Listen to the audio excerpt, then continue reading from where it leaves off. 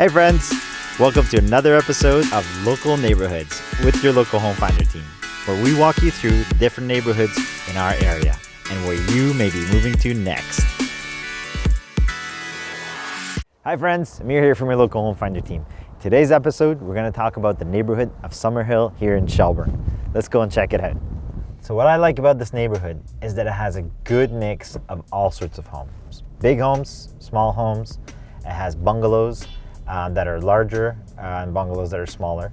It has townhomes, detached ones as well, single car garage, double car garage. It's a really good mix of all sorts of homes.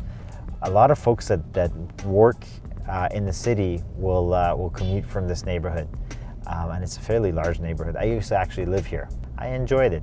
What I really liked about it is the field it backs onto, which is really cool. It's very scenic in the summer and winter. There's a lot of folks that walk back there. There's a lot of folks that take their ATVs or they take their ski-doos out there, and it's enjoyable all year around. There's a large playground here for all the kids to enjoy. That's a pretty cool part of this neighborhood as well. There is a new plaza that they put in here. It has a Tim Hortons, so that's cool for people that are wanting to get their coffee first thing in the morning. You just stop in here in Tim Hortons and grab your things. There is a medical facility there as well, so there's going to be a lot of amenities there for folks to enjoy right in their own neighborhood, and that's something you don't find very often. There's a mix of different people here. There's all sorts of people here, so if you're of any kind of nationality, you're going to find somebody else of the same nationality in this neighborhood, which is really cool. One of the things I didn't love about the neighborhood is that the only way in was right off the highway, and there was no traffic light for the longest time, and they just recently put one in.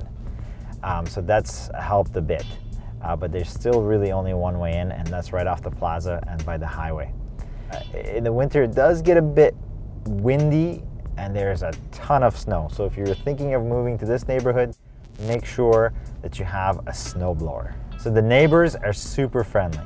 There's lots of people that are super nice that you can that you'll run into that will just be walking their dogs, and you end up having an hour chat with, which is great. So it's definitely a very friendly neighborhood.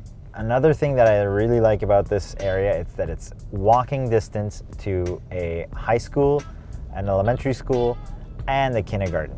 Center Dufferin is right down the street, and that is great because you could just walk in the summer or winter right down the street and go to, whether you have small kids or bigger kids, they'll all be able to just walk down the street and go to school, which is great. And also the recreational center, also right down the street from here, which is awesome.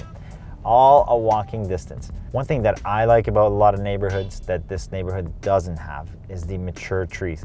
However, since we had moved in here, the trees have grown a lot. But I'm talking about mature trees, the large ones. It doesn't have those. They're fairly small. It's definitely one of the characteristics of a brand new neighborhood. So that's to be expected. As you can see, everybody takes care of their lawns, and they also decorate for Halloween, which is great. That's when we're recording this. But I'd say most people, 99% of people take care of their lawns and take care of their homes very nicely. So it's a very well kept area, which is fantastic, which is something you want when you want to have higher property values. So that house, so that house, so that house.